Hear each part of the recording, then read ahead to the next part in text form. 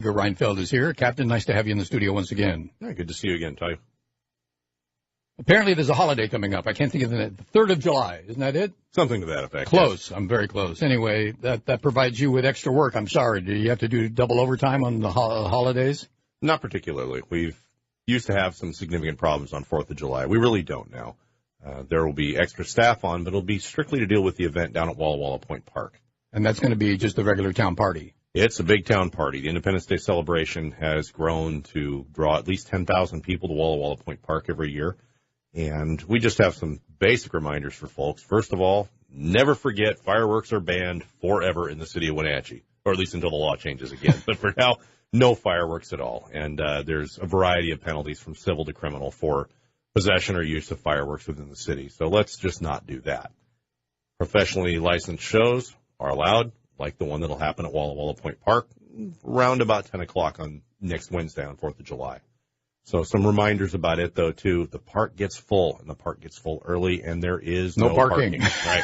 We are well aware there is very limited parking. After some debacles in previous years, we took a little bit more direct path to do it, and the 4th of July committee actually is managing the parking within the park on a much more restricted basis. So when you get down there, if you're going to the park late, you're not going to be able to park anywhere on Walla Walla or within the park itself.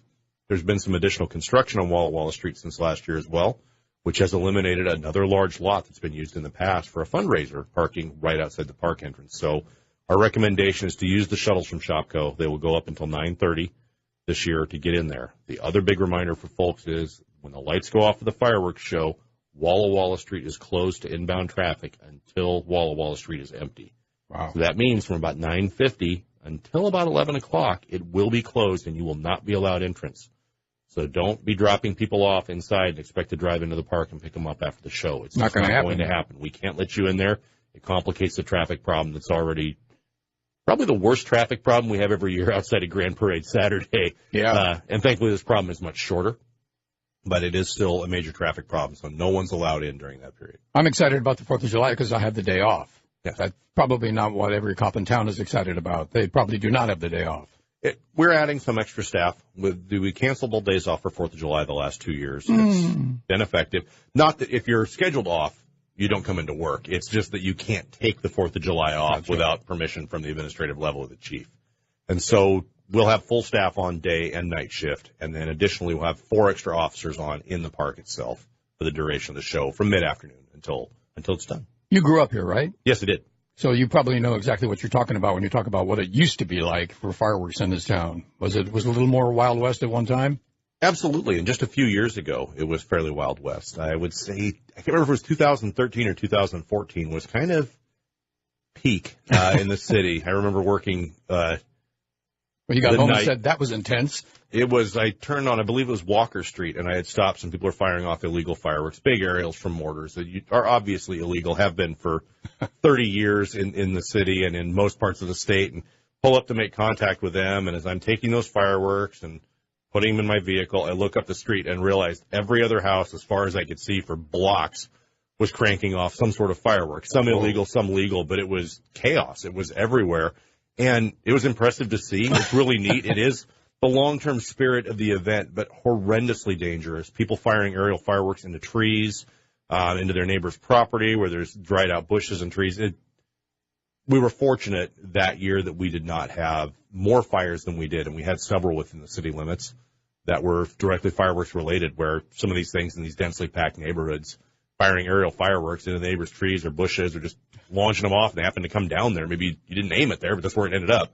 It's a firework. It's a few cents worth of explosives. And oh, boy, does it make a mess. Yeah. Make a mess of your house. Absolutely.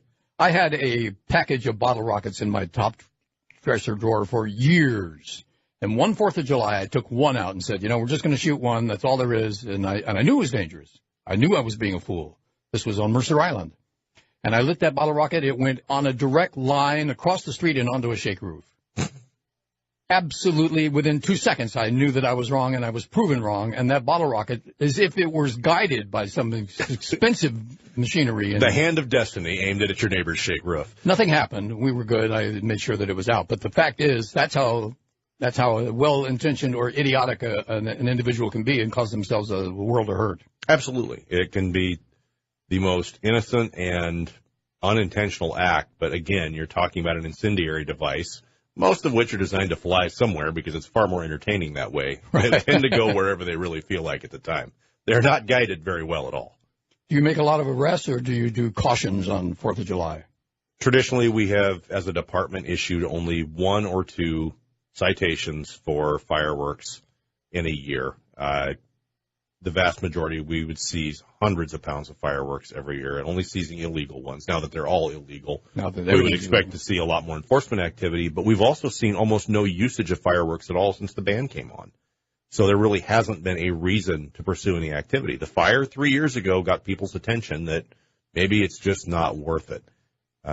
Traditionally, if I was working 4th of July, somebody was going to get a criminal citation for discharge of illegal fireworks. But again, it was one of those where they were being fired into the trees, they're fired into the neighbor's property. It was so unbelievably dangerous. There's no way you couldn't know better.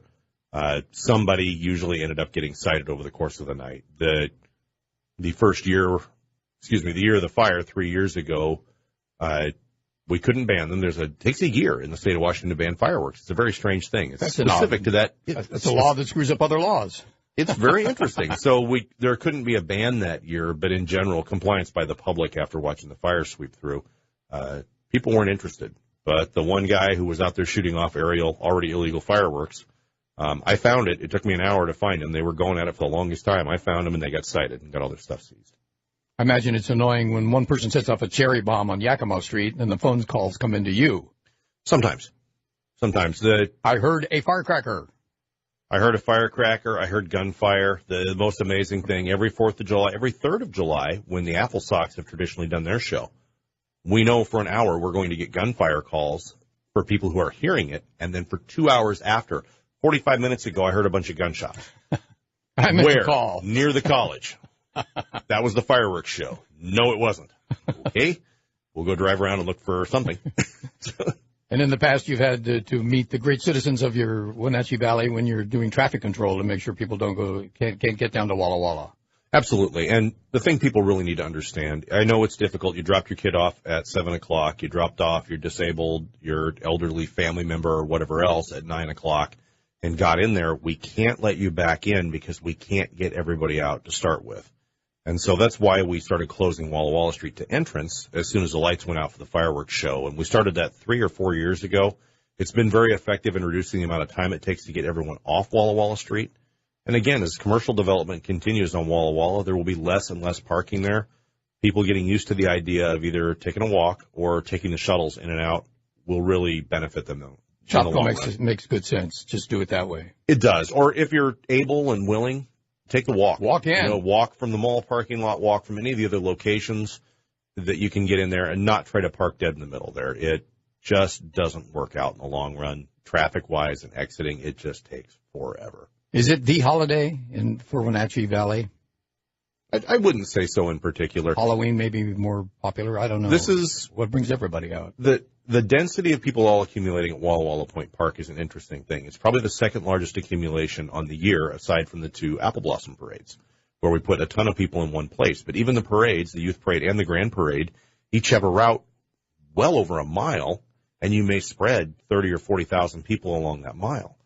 With this event, we take 10 to 15,000 people, and we put them in a single park and pack them all in one spot. And so by the time it's time to leave, it's hard to get out because it's not like people walk away as the show's going on. No. You're waiting for that last finale, which is always something great to see. We have this really unique concept where we have a live symphony, where it's extremely uncommon that we have live symphony accompaniment to the show that's timed together. It's amazing. We have an amazing thing here that the Independence Day Committee has worked very hard to develop into a great show. It's just getting people in and out of there that's kind of difficult because of where it has to be. There's no other place to do it. And mostly people behave themselves. I mean, 10,000 people anywhere doing anything, there's bound to be a few maniacs. There are. The dogs are one of the biggest issues. We'd love to see people not bringing their dogs down there. Dogs hate fireworks. Some dogs are good at ignoring them. Many dogs are not. And, we had a person get bit last year by a dog that did not enjoy the fireworks.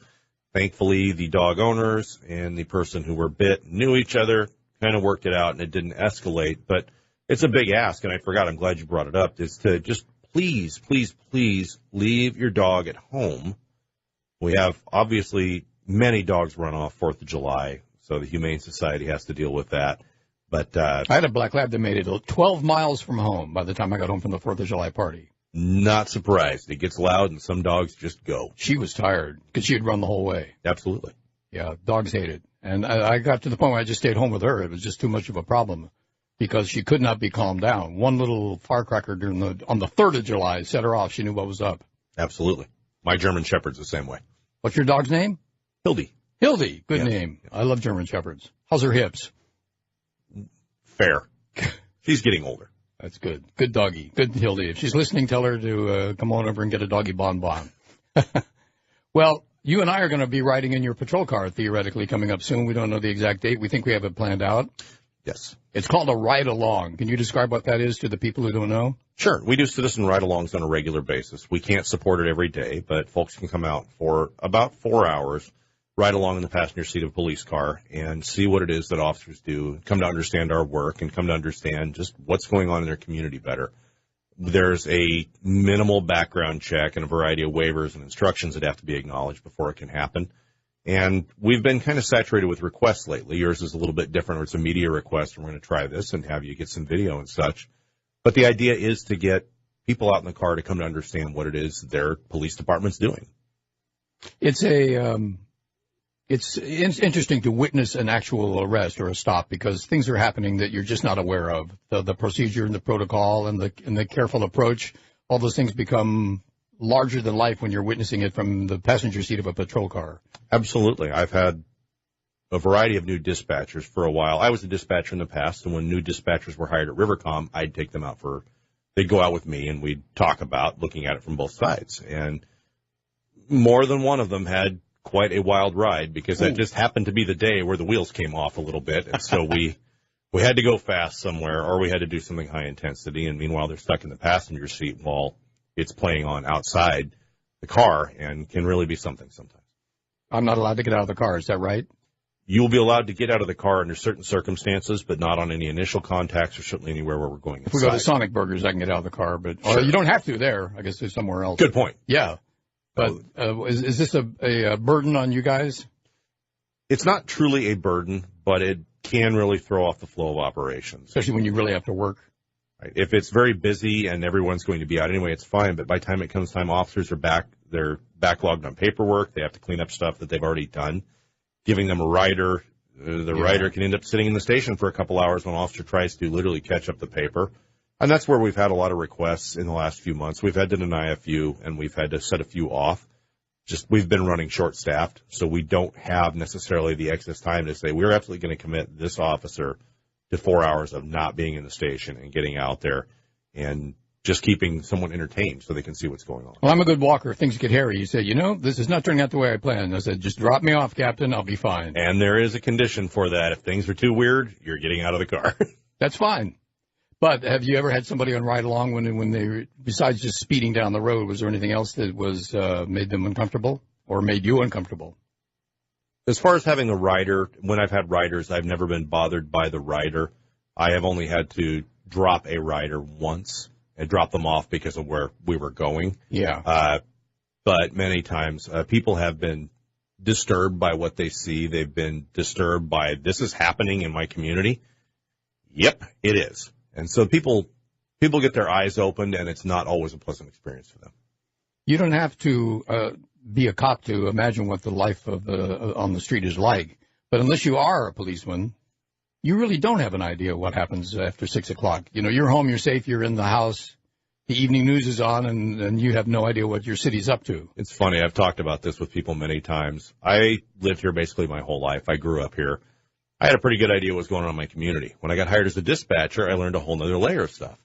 And then I got hired as an officer, and I saw another layer. And then I went into detectives and started working major crimes and saw a whole other layer.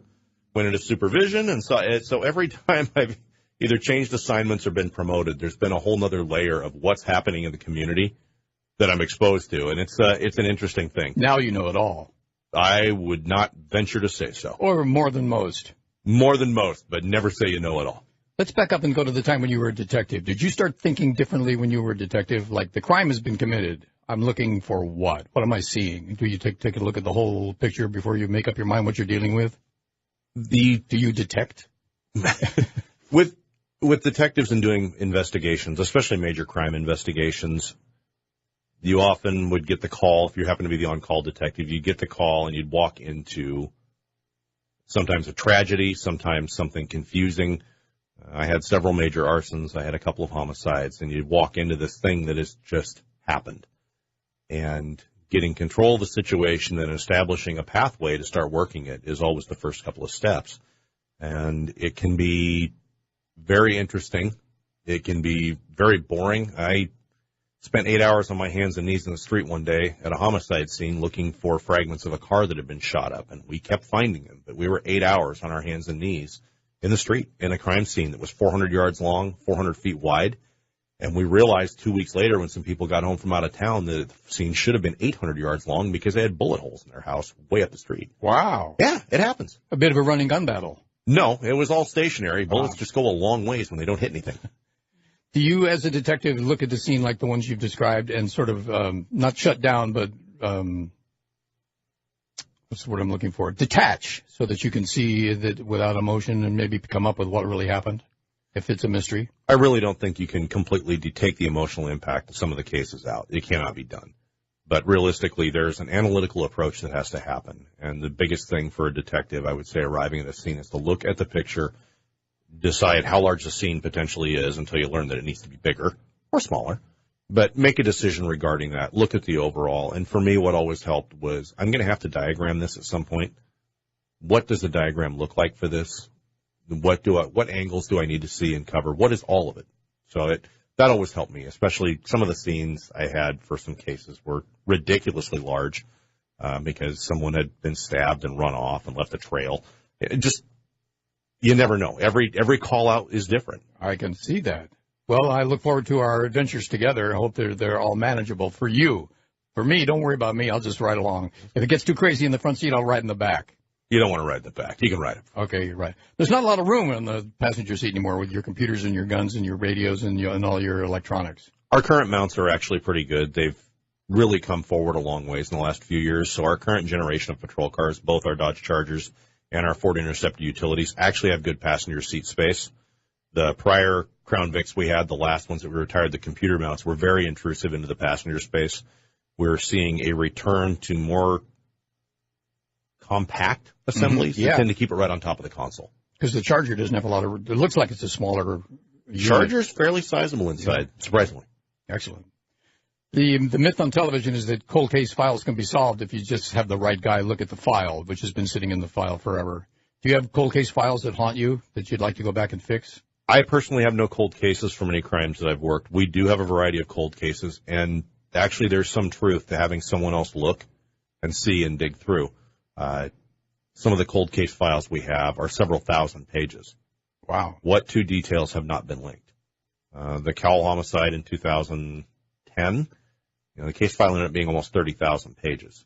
It got solved in great part because of someone who was not directly involved in the case, another officer, taking a good read and going, I don't think we ever talked to these two people. Really? And going back and going, you know what, we didn't. We believed we had, but we had not. And it turned the case for us. At least it got us further down the road. And how cold was that, a year or less? And that one was under 6 months at that point when that was discovered. It wasn't truly a cold case. We were actively working it.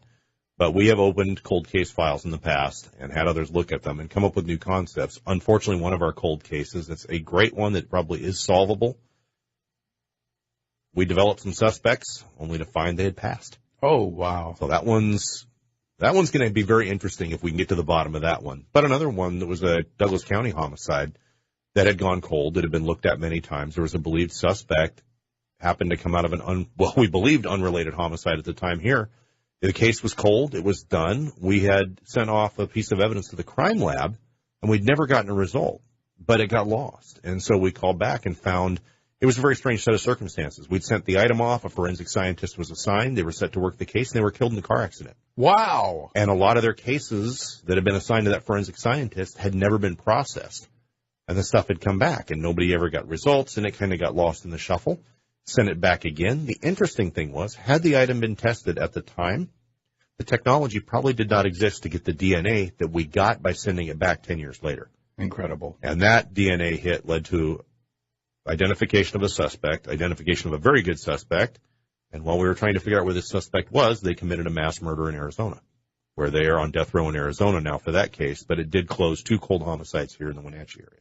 And that sounds a little unusual. Extremely unusual, absolutely outside the norms, outside any parameters you could set up and think reasonable. It just so happened. Again, had we tested it at the time, we probably would not have got a result we could have used.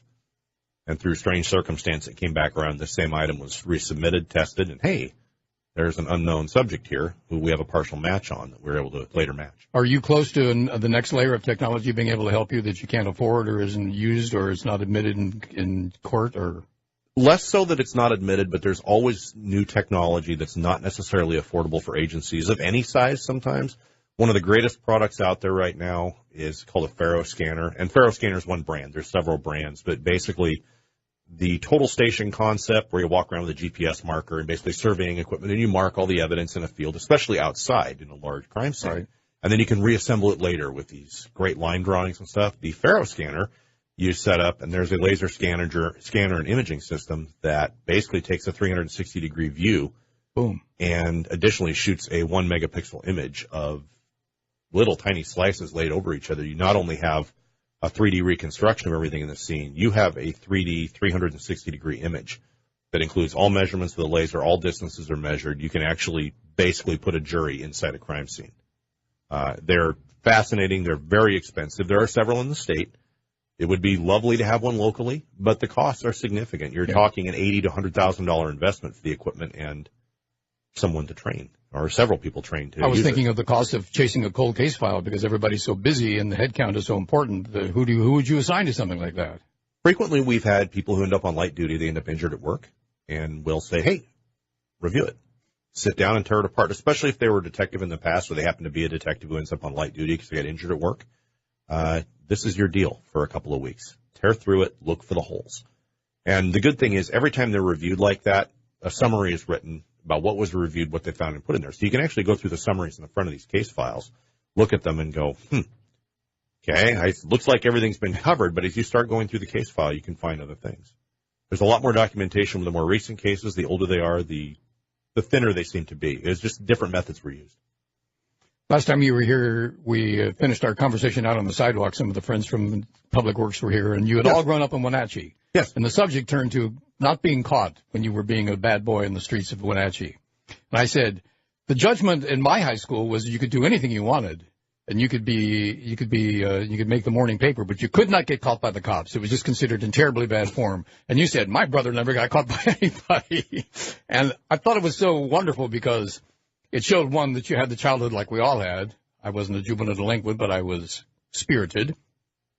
And that you, too, viewed with skepticism anybody who would be a fool in the streets and then get caught by the cops. It was just considered bad form.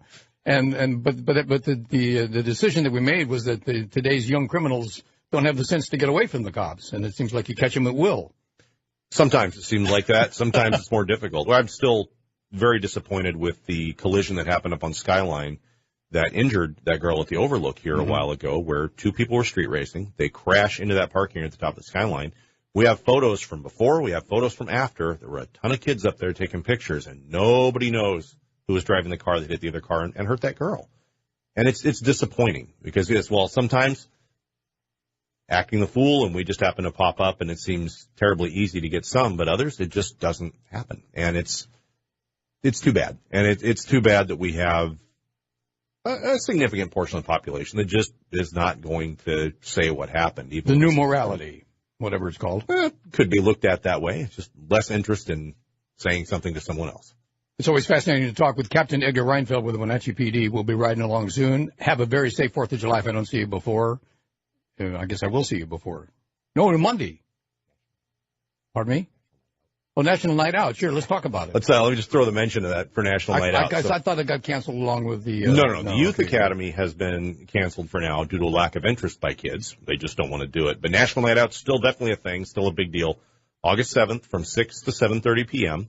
at Centennial Park, which is the corner of Yakima and Wenatchee Avenue. And we will be closing the streets around it again. We'll have static displays basically in the streets of fire, police, and other emergency vehicles. There's free food, some mild free entertainment, and lots of social services there. National Night Out is 35 years old this year on a national level. And locally, we're in the 12th consecutive year, we believe, here. Didn't really track very well for a bit. We had it for a few years. We didn't have it for a few years, and it's back. And has been back for about 12 years now. But encourage everybody to come down. Totally free event. Come meet your police departments, all the police departments locally, including State Fish and Wildlife. Come meet your local law enforcement. Talk to us. We're here for you. It's a good reminder of that. And again, free food, free entertainment for your kids.